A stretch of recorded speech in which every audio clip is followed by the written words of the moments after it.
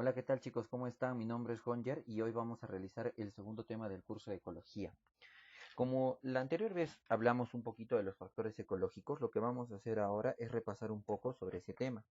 ¿Qué era un factor ecológico, muchachos? Si ustedes recordarán, un factor ecológico era un condicionante ambiental o ecológico. Es una fuerza que se encuentra como elemento dentro del medio ambiente, ¿verdad? Entonces, ese componente o elemento que se encuentra dentro del medio ambiente va a generar, ¿no es cierto?, una fuerza. Esa fuerza va a actuar de forma directa o indirecta sobre los seres vivos, ¿no es cierto?, durante toda su vida. Ahora, esas fuerzas, como las que habíamos mencionado, van a generar, por ejemplo, diferentes tipos de comportamientos, estructuras dentro del ser vivo. Si utilizamos el ejemplo que en la anterior vez mencionamos, acá tengo, ¿no es cierto?, una langosta y esta langostita está en un proceso de incubación. Está utilizando el suelo, ¿no es cierto?, como medida básicamente o como medio para incubar. En este caso, la langostita está colocando sus huevitos o está haciendo un agujero en el suelo para poder colocar sus huevos. Entonces, la pregunta es obvia, ¿no? ¿Quién está incubando los huevos de la langosta? Eh, ¿Cuál sería? ¿La langosta o el suelo? Obviamente sería el suelo. Porque cuando la langosta logre colocar acá sus huevitos, la langosta va a empezar a realizar su vida cotidiana, ¿no? El suelo ya va a ejercer, le va a dar varias condiciones para que, para que los huevitos empiecen, ¿no es cierto?, a reproducirse. En este caso, chicos, tenemos, miren, la temperatura. La temperatura del suelo tiene que ser muy importante para poder, o para poder hacer que la langosta pueda reproducirse. ¿Y a qué se debe esto? Es muy obvio, escúchame. La temperatura del suelo tiene que ser adecuada para que los huevitos de la langosta empiecen a desarrollarse. Si esta temperatura no es la óptima y se puede subir o puede bajar, obviamente se va a detener el desarrollo de los huevos. Otro componente del suelo sería la humedad. La humedad del suelo también tiene que ser óptima, porque si nos pasamos de humedad o bajamos de humedad, se corre el riesgo de que los huevos empiecen a podrirse. Si en el caso de que la humedad es muy alta, todos los huevos que se encuentran en esta zona van a empezar ya no a madurar, sino a descomponerse. Va a generar un proceso de descomposición, que obviamente eso no le convendría, ¿no es cierto?, a este organismo. Por lo tanto, la langosta tendrá que buscar una zona que reúna todas esas condiciones que le permitan subsistir a los huevitos de la langosta. Luego tenemos la textura del suelo, ¿no? La textura básicamente está hablando de granulometría, ¿no? Arena, limo y arcilla. Si, por ejemplo, la textura del suelo sale como resultado de que este suelo es muy pedregoso, la langosta no podría colocar acá sus huevos. De tal forma que la textura también condiciona a la langosta. Por tal razón, chicos, todos estos componentes del suelo, como temperatura, humedad o textura, van a condicionar la forma de reproducción de la langosta. En realidad es el suelo que condiciona esto, pero a través de su propia temperatura, a través de su propia humedad y a través de la textura, generando mecanismos o generando condiciones favorables para para la reproducción y maduración de estos huevos. En otras palabras, el suelo está condicionando a la langosta. Luego, si ustedes pueden observar acá, tenemos el clima, temperatura, humedad, viento, lluvia, ¿sí? Como por ejemplo, la langosta va básicamente a resistir estas inclemencias o estos componentes del ambiente. Pues escuchan, si por ejemplo el viento es muy fuerte, la langosta podrá volar. Si el viento es muy fuerte, ¿la langosta podrá realizar su vuelo? ¿Podrá volar? Pues claro que no, porque si el viento es fuerte, la langosta no va a poder volar e incluso puede sufrir un accidente, ¿no? Porque el viento puede soplar muy fuerte y la langosta puede chocarse con cualquier otra superficie y morir. Si empieza a llover, ¿la langosta podrá volar? Pues tampoco va a poder volar, porque la lluvia podría alterar ese proceso que tiene la langosta para poder volar. Por lo tanto, todos los componentes que se encuentran en el clima también condicionan a la langosta. Luego tenemos, miren acá, los enemigos naturales de la langosta, ¿no? Por ejemplo, tenemos acá un ave que va a representar básicamente su depredador.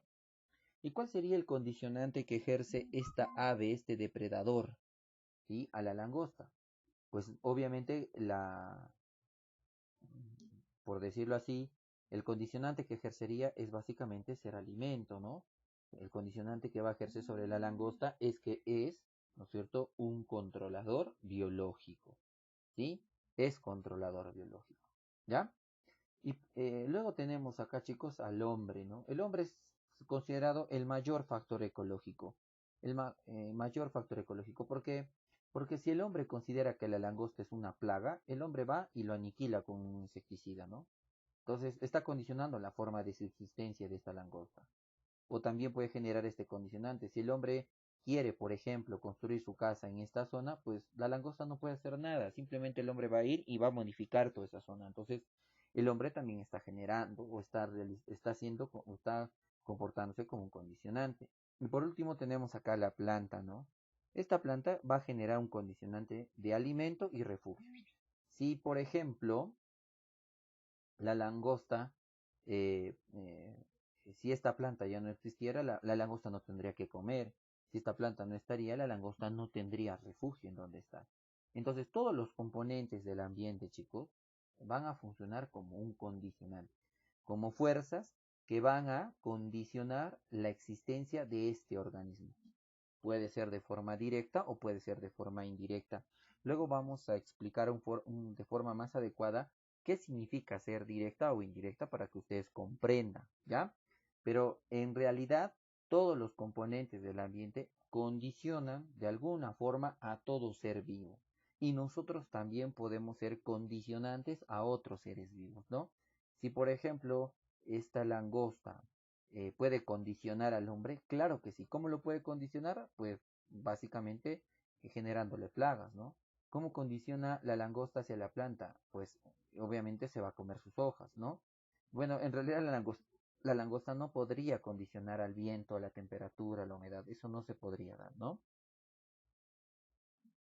Luego, chicos, tenemos lo siguiente, ¿no? Los factores ambientales tienen la capacidad a ver, de eliminar especies de área climáticas físicamente no apropiadas y influye el clima, ¿no?, en la distribución de seres vivos. Miremos el ejemplo que tenemos a continuación.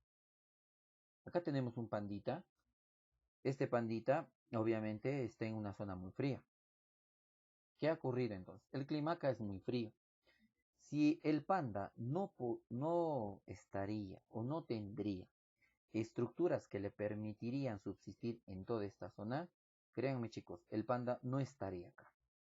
¿Sí? Simplemente este panda no podría subsistir en esta zona.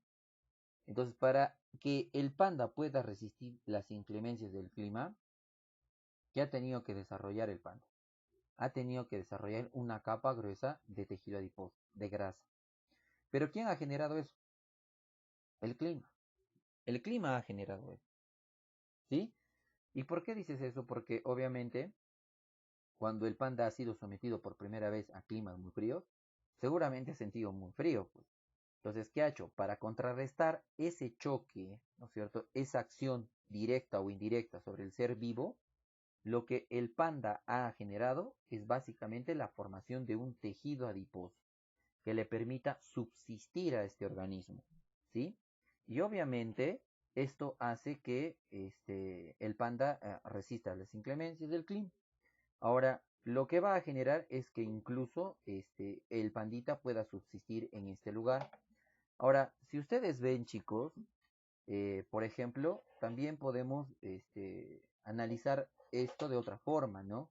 Si yo, por ejemplo, en este lugar frío pongo un camello, ¿el camello podrá subsistir en esta zona? ¿Podrá resistir las inclemencias del clima? Obviamente que no. ¿Por qué? Porque el camello no tiene estructuras dentro de su cuerpo que le permitan resistir ese tipo de climas o ese tipo de componentes que tiene el clima que van a ejercer ese condicionante sobre la subsistencia de ese organismo. No lo va a poder hacer. Por lo tanto, lo que necesitan los organismos para poder resistir las inclemencias del clima es básicamente, ¿no es cierto?, tener estructuras que le permitan subsistir o poder resistir ese cambio de clima. Y eso también va a generar una distribución en los seres vivos, ¿ya? Si nosotros, por ejemplo, vemos acá, ¿no? Tenemos un ejemplo, voy a poner acá un cerrito, ¿sí? Y en esta zona o en este punto, ¿sí? Tengo básicamente un clima. Vamos a poner, si estamos muy arriba, vamos a poner que hay un clima muy frío, clima frío, ¿ya? Acá tengo un clima muy frío, ¿cierto? Listo, un clima frío. Y en esta otra zona voy a tener por la altura un clima cálido, ¿sí? Un clima cálido. Muy bien, entonces, ¿qué va a ocurrir?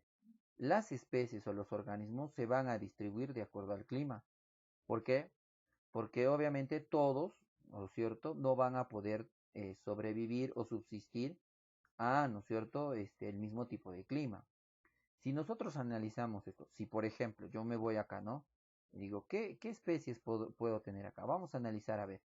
Por ejemplo, vamos a analizar a una vicuñita, ¿no? ¿La vicuñita puede resistir un clima frío? Claro que sí. Por lo tanto, la vicuña va a poder subsistir en este lugar. Pero, ¿puedo tener una vicuña en un clima cálido? No.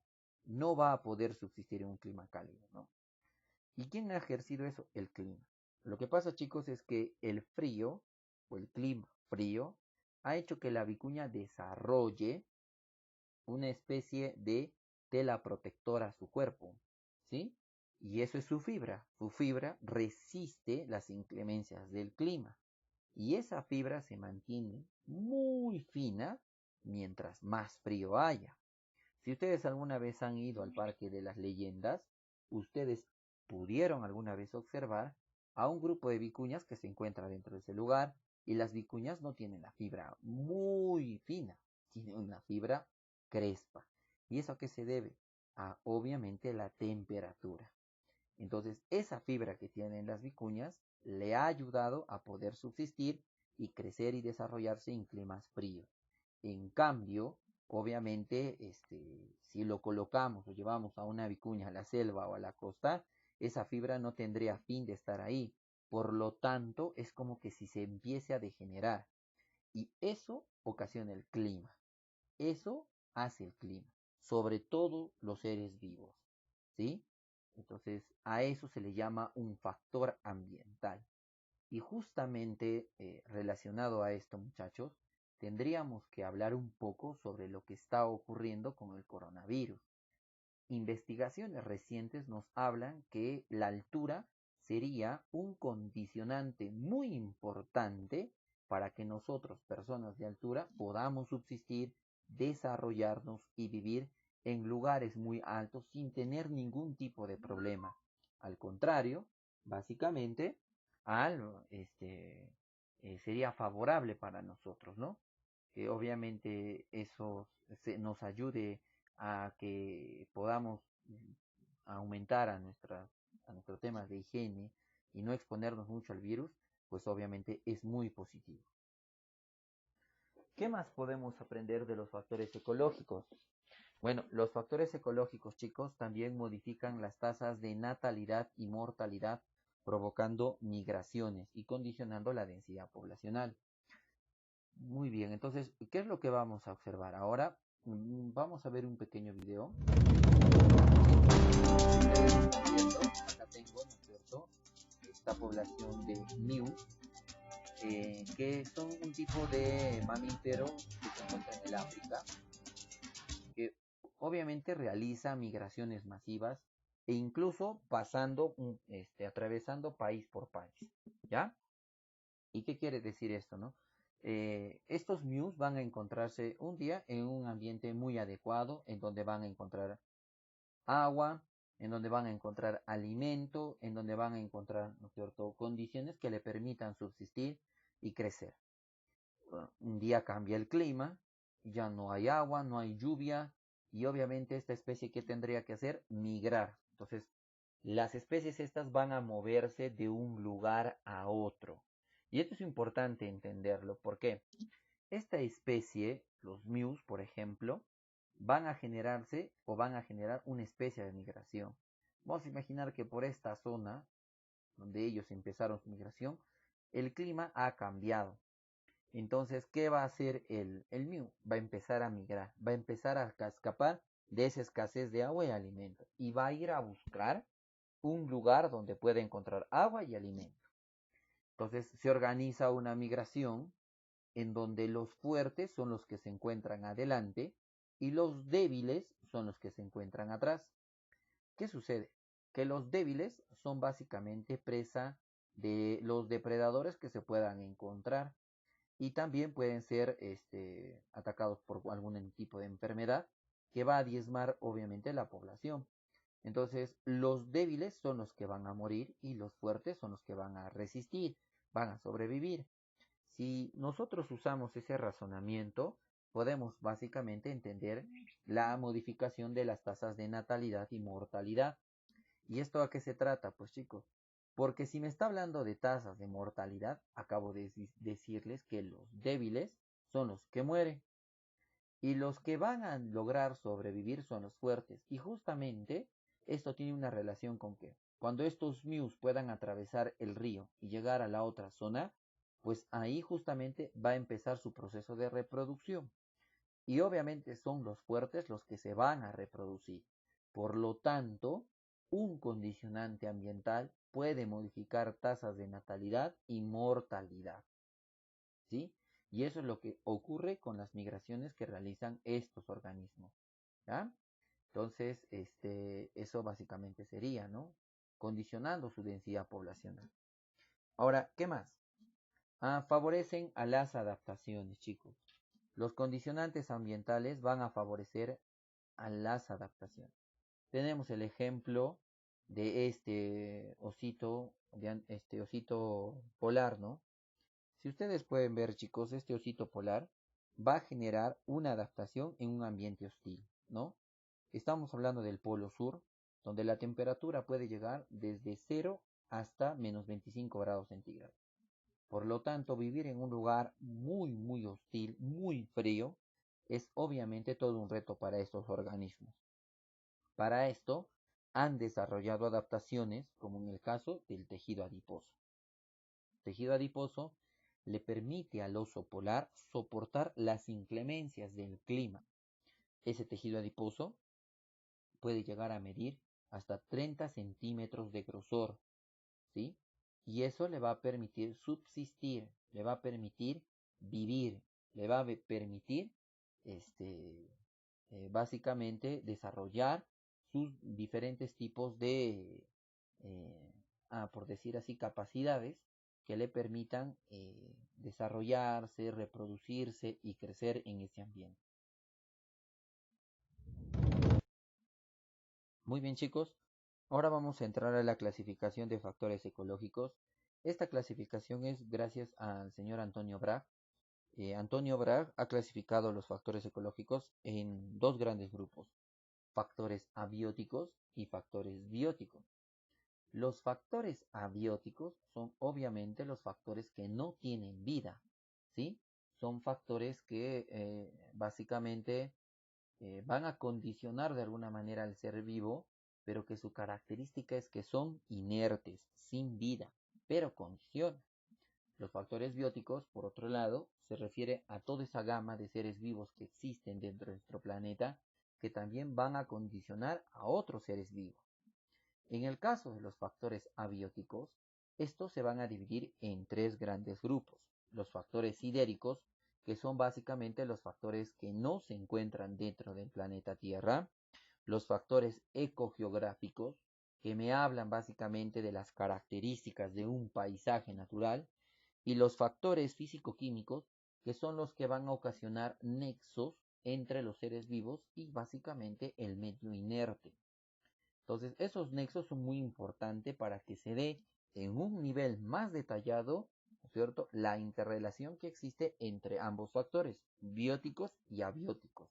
Eso es lo que nos permite entender los factores químicos y físicos. Y bueno, esa solamente sería, por decir así, la clasificación. Entonces, volvamos a recordar que la clasificación de los factores abióticos es según el señor Antonio Bragg. Recuerda que se clasifican en dos grandes grupos. abióticos y bióticos. Los factores ambientales abióticos son los que no tienen vida, son los que no tienen vida, pero condicionan y se dividen en sidéricos, ecogeográficos y físico-químicos. Entonces vamos a hablar ahora de los factores sidéricos, ¿sí? Los factores sidéricos, chicos, son factores que se encuentran en el exterior del planeta y al encontrarse en el exterior del planeta influyen primero sobre el planeta Tierra y segundo sobre los seres vivos. Entonces, si por ejemplo nosotros nos ponemos a pensar en un factor exterior como un factor sidérico, vamos a tener al Sol. El Sol va a ejercer un condicionante sobre quién, sobre nuestro planeta Tierra, ¿sí? Entonces, este Sol va a ejercer un condicionante sobre nuestro planeta Tierra. Entonces, vamos a dibujar literal, ¿cierto? A un planeta Tierra. ¿Listo? Entonces, el Sol ejerce un condicionante sobre el planeta Tierra. Por si acaso, no es una papa, ¿sí? Es la Tierra, pero mejor, mala idea. Mejor vamos a explicar cómo es lo que condiciona, ¿no? El Sol, ¿qué nos da el Sol, chicos? El Sol nos va a dar dos cositas que van a generar o van a funcionar como condicionante. ¿Y cuáles son? Lo primero que va a generar el Sol, chicos, es que nos va a dar temperatura. Y lo segundo es que nos va a dar, ¿no es cierto?, luz. O sea, nos va a dar dos cositas. Nos va a dar temperatura, bueno, traducido en el calor, ¿sí? Y nos va a dar luz. Ambos componentes de la luz del sol son muy importantes. ¿Por qué? Porque el calor permite que hayan organismos que dependan de eso. Y la luz permite que haga fotosíntesis. Por lo tanto, el condicionante que está ejerciendo el sol es muy importante. ¿Por qué? Porque en general la luz del sol o el calor del sol produce la vida en el planeta. Y eso es muy importante, ¿sí? Ustedes imagínense que no existiera el sol. Obviamente no se podría desarrollar todas las demás cosas que tiene nuestro planeta o que necesita nuestro planeta para poder subsistir. Por lo tanto, la importancia del sol como condicionante es muy relevante para la vida en nuestro planeta. Luego tenemos como condicionante a la luna. Muy bien, chicos, se dice que la luna es un meteorito que alguna vez chocó con el planeta Tierra y que obviamente rebotó y que producto de ese rebote, pues, por millones y millones de años empezó a girar alrededor de la Tierra y junto con la gravedad, pues ha generado básicamente una suerte condicionante. Entonces, por decir así, esta luna es nuestro satélite, ¿cómo condiciona al planeta? Pues el condicionante que va a ejercer la luna, chicos, es primero, genera una condicionante sobre las mareas. ¿Sí? ¿Tú alguna vez has escuchado cuando las mareas suben y bajan, ¿no? Las mareas. O sea, marea alta y marea baja, ¿no es cierto?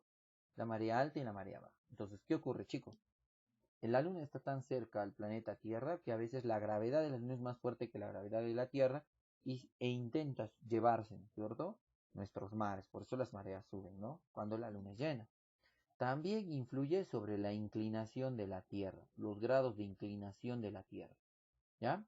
Si ustedes alguna vez han visto un mapa mundi, si ustedes se han visto alguna vez un mapa mundi, se habrán dado cuenta que en el mapa mundi vamos a tener a nuestra Tierra inclinada, ¿sí?